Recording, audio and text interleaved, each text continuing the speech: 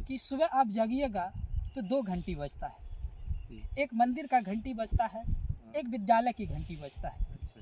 और आपको तय करना है कि कौन सी घंटी सुनकर कहाँ जाना है। हाँ, तो इसमें आपको गलत क्या दिख रहा है? आपको स्कूल जाना है या मंदिर जाना है, आपको जो बेहतर लगेगा आप वहाँ जाइएगा।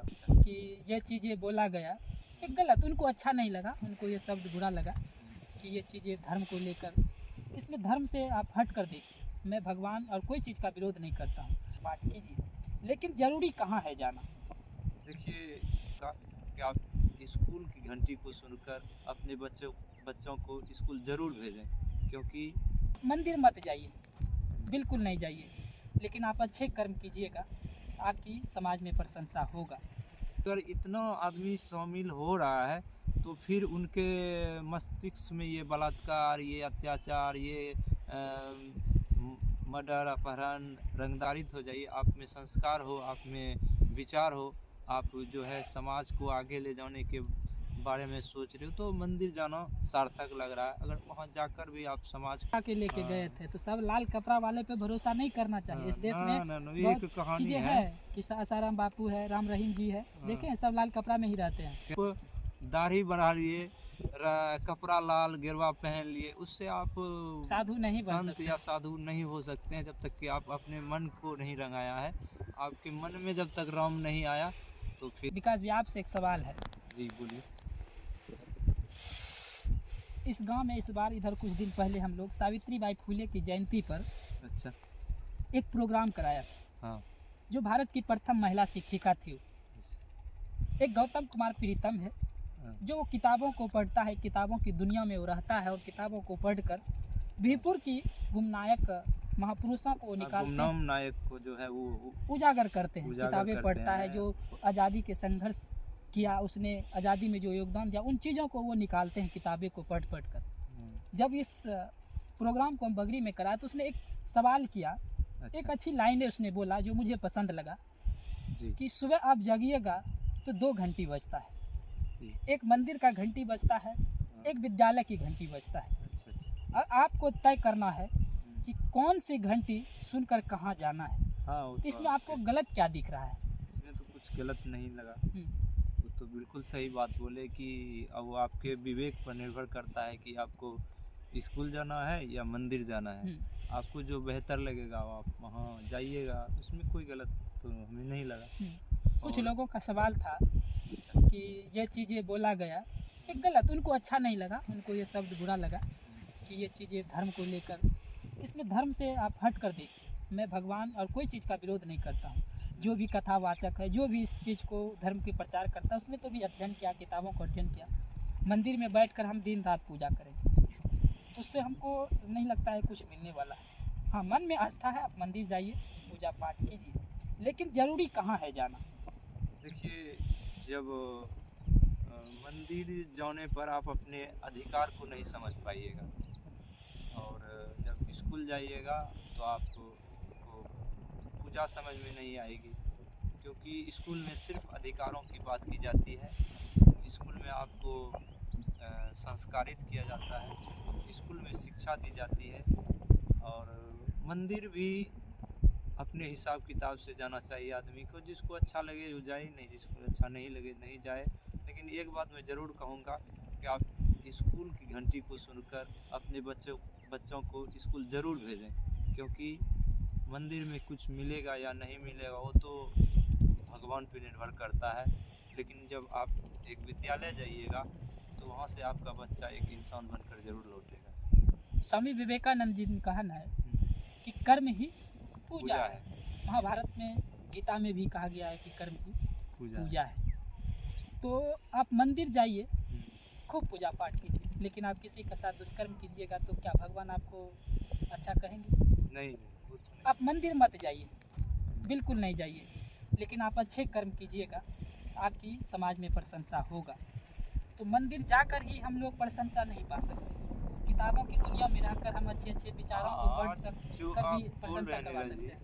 जो बोल रहे हैं वो बिल्कुल सत्य लग रहा है, इसलिए कि आज हमें लगता है जब पूजा पाठ का समय आता है, दशहरा या दिवाली हो या फिर काली पूजा हो, और भी पूजा है, बहुत सारी पूजा है हमारे बिहार में या भारत में। तो पूजा पाठ तो हमें लगता है जब पूजा पाठ होता है तो उसमें 90% आदमी या कहिए तो 99% आदमी उसमें शामिल होते हैं। लेकिन ये अगर इतना आदमी शामिल हो रहा है तो फिर उनके मस्तिष्क में ये बलात्कार, ये अत्याचार, ये मर्डर, अपहरण, रंगदारी, ये सब चीज़ क्यों आ जाता है उसके अंदर? अगर ये इसी बात है, मंदिर जा रहे हैं तो फिर ये सब चीज़ तो नहीं आना चाहिए। इसका मतलब है कि आप सिर्फ दिखावे के लिए मंदिर जा रहे हैं, उसमें आपको कुछ संस्कार मिल नहीं रहा है, सिर्फ आप देखा देखी कर रहे हैं कि वो जा रहे हैं तो हम भी जा रहे हैं, बस लोगों को ये दिखाने के लिए कि हम देखिए कितने शाश्वत हैं, कितने हम धार्मिक आदमी हैं।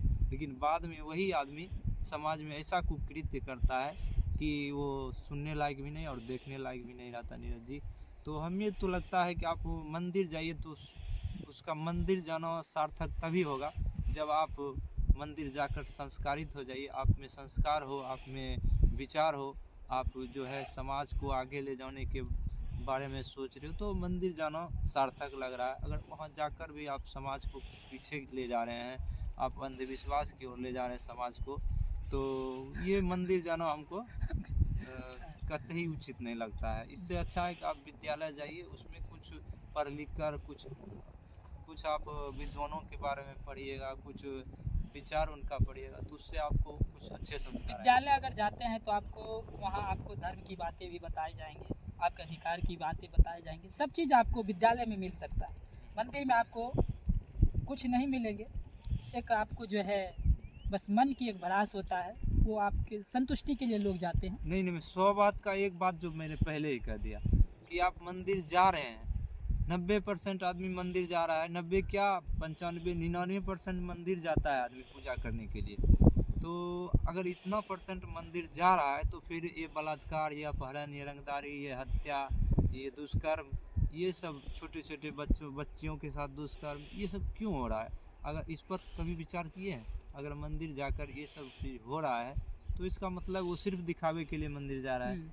मंदिर जाने से उसको कुछ लाभ हो नहीं रहा है। सब लाल कपड़ा में सब साधु नहीं होता है। लाल कपड़ा में रावण भी आकर माता सीता को उठा के लेके गए थे। तो सब लाल कपड़ा वाले पे भरोसा नहीं करना चाहिए। इस देश में बहुत चीजें है कि आसाराम बापू है, राम रहीम जी है, देखें सब लाल कपड़ा में ही रहते हैं। कहता है मन न रंगाओ जोगी, हाँ नहीं, मन न रंगाओ जोगी, और क्या है, रंगाओ जोगी, मन न रंगाया जोगी, नहीं मन को उसने रंगाया नहीं, रंगाया जोगी कपड़ा।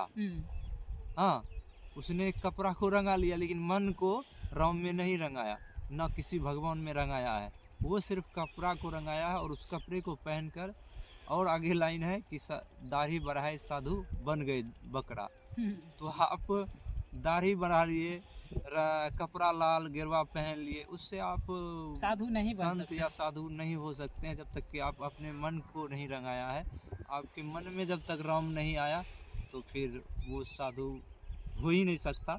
ये मेरा विचार है। एक सवाल है, बस एक सवाल लास्ट है, बोलिए। अच्छा, राम राज चाहिए आपको? राम राज में भी तो बहुत अन्याय हुआ है।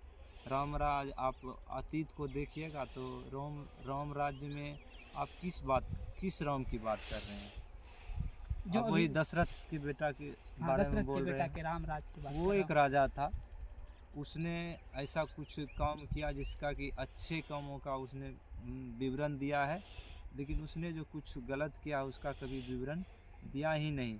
अब आप जाके जब उसके सच्चाई को लोग जान रहे हैं, तो उसमें कुछ ऐसी गलतियां हुई है कि वो राम राज्य कहलाने लायक है सिर्फ, उसमें और कुछ हमें नहीं लगता है। राम राज्य में भी गलती हुआ है और गलती होते आ रहा है, होते रहेगा। मैं राम राज का समर्थन करता हूँ विकास भैया, लेकिन राम राज अभी के युग में नहीं चाहिए। राम राज था, एक राजा का राज था, मतलब वहाँ सब चीज़ राजा तय करता था, क्या करना है क्या नहीं करना है सारे राजा तय करते थे। लेकिन अभी हमारे भारत देश में एक लोकतांत्रिक देश है, संविधान का देश है, मुझे हक अधिकार है हर चीज़ के लिए लड़ना, हर चीज़ के लिए, कोई भी चीज़ के लिए हम आवाज़ उठा सकते हैं। अब उत्तरी कोरिया का बात कीजिए, वहाँ राजतंत्र है, किम जोंग का चलता है, उसके बिना एक पत्ता नहीं हिलता है।